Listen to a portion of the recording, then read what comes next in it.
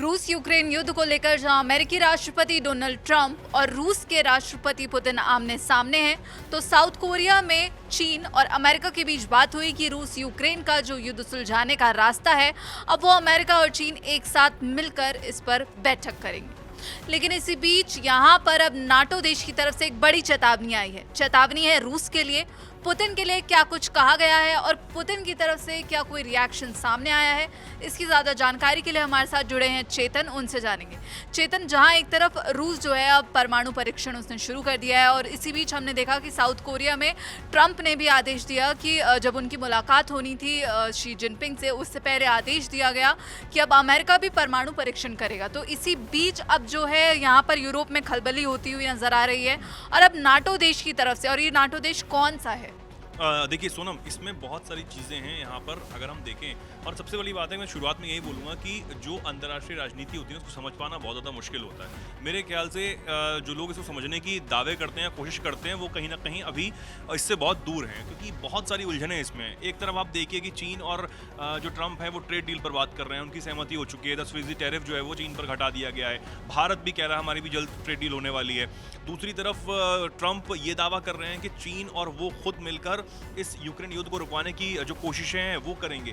दूसरी तरफ पुतिन कभी न्यूक्लियर मिसाइल का टेस्ट कर रहे हैं, कभी परमाणु नीचे परमाणु से छोड़ी जाने वाली ड्रोन्स हैं जो रेडिएशन से दूसरे देशों में खलबली ला सकती है, उसका परीक्षण कर रहे हैं। इधर अमेरिका अपनी अलग चीज़ें कर रहा है। तो दुनिया में जो हलचल चल रही है उसको लेकर काफ़ी टेंशन है और इस बात से मैं शुरुआत में ही इस बात को कह दे रहा हूँ कि आने वाले समय में ये टेंशन और ज़्यादा बढ़ती हुई नजर आ रही है सोनम। और अब आपने जिक्र किया कि आखिर कौन सा वो नाटो देश है जिसने सीधा पुतिन को धमकी दे दी है।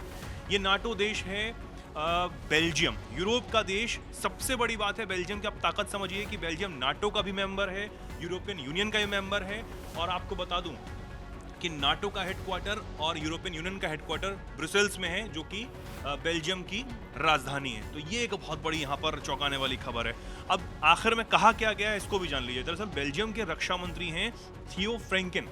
उन्होंने रूस के राष्ट्रपति पुतिन को सख्त चेतावनी देते हुए कहा कि अगर रूस ने नाटो देशों पर कोई हमला करने की कोशिश की, चाहे वो परमाणु हथियारों से हो या फिर सामान्य हथियारों से, उसका मुंह तोड़ जवाब दिया जाएगा।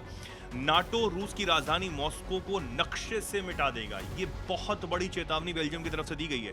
साथ ही उन्होंने ये भी कहा कि अब अमेरिका और यूरोप दोनों ही पुतिन के जादुई हथियारों वाले दावों को गंभीरता से नहीं लेते हैं। पुतिन अब अपने पुराने डराने वाले तरीकों से किसी को प्रभावित नहीं कर पा रहे हैं। पुतिन जानते हैं कि रूस परमाणु हथियारों का इस्तेमाल नहीं कर सकता है, क्योंकि ऐसा करने पर नाटो की तरफ से पलटवार तगड़ा होगा। अगर रूस परमाणु हमला करता है तो इसका मतलब दुनिया से रूस का अंत है। अब आप ये समझिए कि एक तरफ जहां रूस तमाम परीक्षण कर रहा है, कहीं ना कहीं ये खलबली चल रही है कि अगला जो टारगेट है वो यूरोप ना हो जाए। उस बीच यूरोप के देशों की तरफ से बेल्जियम के देशों से इतनी बड़ी चेतावनी आना कि भाई हम नाटो के मेंबर और नाटो से किसी पर भी कोई आंच आई तो रूस का अंत होना, रूस का मॉस्को का नक्शे से मिटना तय है। ये एक बहुत बड़ी चेतावनी। हाँ चेतन, ये चेतावनी इसलिए भी अहम हो जाती है क्योंकि लगातार ट्रंप की तरफ से जब दबाव बनाया गया रूसी तेल को लेकर, तो रूस की तरफ से हमेशा प्रतिक्रिया आती है और यहाँ पर तो चेतावनी नक्शे से मिटाने की बात की गई है। तो इस पर रूस की तरफ से कोई रिएक्शन सामने आया है? देखिए, रूस की तरफ से भी रिएक्शन सामने आया है और वो रिएक्शन बड़ा मजेदार है, उसको भी हम जानेंगे। लेकिन इससे पहले जरा ये जान लेते हैं आखिर ये धमकी दी क्यों गई है, चेतावनी दी क्यों गई है। दरअसल पुतिन की तरफ से यूक्रेन को टॉम हॉक मिसाइलें देने की संभावनाओं पर यह चेतावनी पुतिन की तरफ से दी गई थी। खबरें ये चल रही थी, हमने आपको बताया भी था कि टॉम हॉक मिसाइल, जो कि रूस के लिए एक बड़ी चिंता का विषय बन सकती है अगर वो यूक्रेन को मिल जाए, तो उसको लेकर रूस ने चेतावनी दी थी कि अगर पश्चिमी देशों ने टॉम हॉक मिसाइलें देने का कदम यूक्रेन को उठाया तो इसका जवाब मिलेगा। इस पर ही जो फ्रैंकेन हैं, उन्होंने रूस को नक्शे से मिटाने की चेतावनी यहां पर दे दी है। अब रूस की तरफ से क्या कुछ बयान आया, किसने बयान दिया है, ये भी चौंकाने वाली बात है। दरअसल दिमित्री मेदवेदेव है, जिनका जिक्र हम लगातार सोनम करते रहे हैं। ये रूस के पूर्व राष्ट्रपति हैं और बेहद अहम शख्स ये हैं, पुतिन के भी करीबी माने जाते हैं और इनकी बात का वजन बहुत ज़्यादा है, क्योंकि ये और यही दिमित्री हैं जो पहले ही पुतिन को ये सजेस्ट कर चुके हैं, सुझा चुके हैं कि भैया आप यूरोप पर हमला बोल दीजिए, यूरोप हमारे खिलाफ जो है गंभीर लड़ाई लड़ रहा है। और हमने राष्ट्रपति ट्रंप और दिमित्री मेदवेदेव के बीच जो है वॉर ऑफ वर्ड्स भी देखा था, दोनों की तरफ से कई जुबानी हमले किए गए थे। और इसी बीच अब मेदवेदेव ने क्या कुछ कहा? ये वही मेदवेदेव हैं जिनके कुछ चुटकी के बाद ट्रंप ने ये कह दिया था कि मैंने रूस के बाहर परमाणु जो पनडुब्बियां हैं वो खड़े करने का ऐलान जो है वो कर दिया है। आदेश दे दिया है। अब मेदवेदेव ने क्या कहा? मेदवेदेव ने अपने एक्स प्लेटफॉर्म पर लिखा है कि पोसाइडन परमाणु ऊर्जा से चलने वाले अंडर वाटर ड्रोन के सफल परीक्षण पर रूस के सभी दोस्तों और खासकर बेल्जियम के नासमझ रक्षा मंत्री को बधाई। साथ ही उन्होंने बुरेवेस्निक के विपरीत पोसाइडन को एक सच्चा प्रलयकालीन हथियार माना जा सकता है, ऐसा लिखा है। अब ये दो शब्द हैं क्या, इनका मतलब क्या है, जरा जल्दी से समझ लेते हैं। एक पोसाइडन परमाणु ऊर्जा से चलने वाला अंडर वाटर ड्रोन का जिक्र उन्होंने किया और एक ही किया है बुरेवेस्निक जो मिसाइल है उसका जिक्र किया है।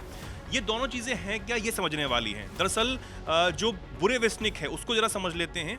हमने आपको बताया भी था कि ये रूस की क्रूज मिसाइल है जिसका परीक्षण अब से कुछ दिन पहले ही रूस की तरफ से किया गया। इसकी सबसे बड़ी खासियत है कि इसकी जो रेंज है वो अनलिमिटेड है, ये रूस की तरफ से दावा किया गया है।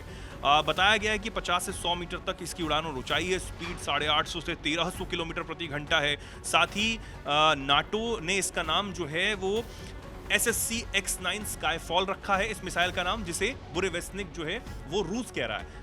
बुरेवेस्निक जो है रूस के एक समुद्री पक्षी का नाम होता है, उस पर इस मिसाइल का नाम यहाँ पर रखा गया है। एंटी मिसाइल डिफेंस सिस्टम को चकमा देने में सक्षम है और इसी के साथ ये क्रूज मिसाइल है जो सामान्य ईंधन इंजन के बजाय न्यूक्लियर रिएक्टर से चलती है।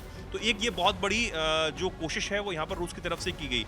और दूसरी जो चीज़ है जिसका जिक्र मेदवेदेव ने यहाँ पर किया है, उन्होंने जिक्र किया है, तो सोनम पोसाइडन क्या है, पोसाइडन को भी समझ लेते हैं। दरअसल उस ऊर्जा से चलने वाली, ऊर्जा परमाणु रिएक्शन चलने वाली जो मिसाइल है, उसके बाद पोसाइडन का भी जो परीक्षण है वो रूस की तरफ से किया गया। पोसाइडन जो है, पोसाइडन को पहले स्टेटस 6 या फिर कैनियन कहा जाता था। ये रूस का पानी के नीचे खुद चलने वाला एक तरह का वाहन है। ये एक तरह का ड्रोन है जो समुद्र में लंबी दूरी तय कर सकता है और इसे पनडुब्बी से ही लॉन्च किया जा सकता है।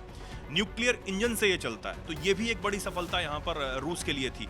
अब इसको ऐसे समझ लीजिए कि अगर ये भारत के पास हो और भारत इसका इस्तेमाल पाकिस्तान पर कर दे तो एक ही झटके में पाकिस्तान को जो कराची बंदरगाह है और जो शहर है वो तबाह हो सकता है, खत्म हो सकता है। इसकी इतनी ताकत है इस ड्रोन की। और सबसे बड़ी बात है कि पानी के नीचे चलता है, तो ये भी एक बहुत बड़ी चौंकाने वाली बात है। तो इसका दोनों का जिक्र कर जो मेदवेदेव है उन्होंने एक तंज जो है वो कस दिया कि भैया एक तरफ तो हमारे जो परीक्षण हो रहे हैं वो बहुत सफल रहे हैं, और उन्होंने रक्षा मंत्री जो बेल्जियम जिन्होंने रूस को चेतावनी देने की बात कही उनको भी इसमें घसीट लिया और कहा कि भैया उनको भी बधाई। तो एक तरीके से आप देख लीजिए कि रूस की ताकत क्या है और जरा ताकत देख के आप अपनी चेतावनी दीजिए, ये इनका कहने का यहाँ पर मतलब था। बिल्कुल चेतन, और यहाँ पर अब रक्षा मंत्री को जो है नासमझ कहा गया है, वो भी मेदवेदेव के द्वारा, जो पुतिन के सबसे करीबी माने जाते हैं। और हमेशा से ही शुरुआत में भी हमने देखा था कि ट्रंप और मेदवेदेव के बीच कैसे वॉर ऑफ वर्ड्स हुआ था और दोनों की तरफ से एक दूसरे पर जुबानी हमले किए गए थे। लेकिन इसी बीच नाटो देश से चेतावनी आना अपने आप में एक बड़ी बात हो जाती है, वो भी ऐसी चेतावनी कि रूस को नक्शे से मिटा देंगे, क्योंकि लगातार जो है ट्रंप पुतिन पर हमलावर हैं और कह रहे हैं कि पुतिन जो है युद्ध रोकने में इंटरेस्टेड ही नहीं है। और हालांकि बीच बीच में कभी कभी दावा भी करते हैं कि मैं पुतिन से बात कर रहा हूं, और आज ही उन्होंने कहा कि हम चीन के साथ मिलकर रूस यूक्रेन युद्ध को सुलझाएंगे।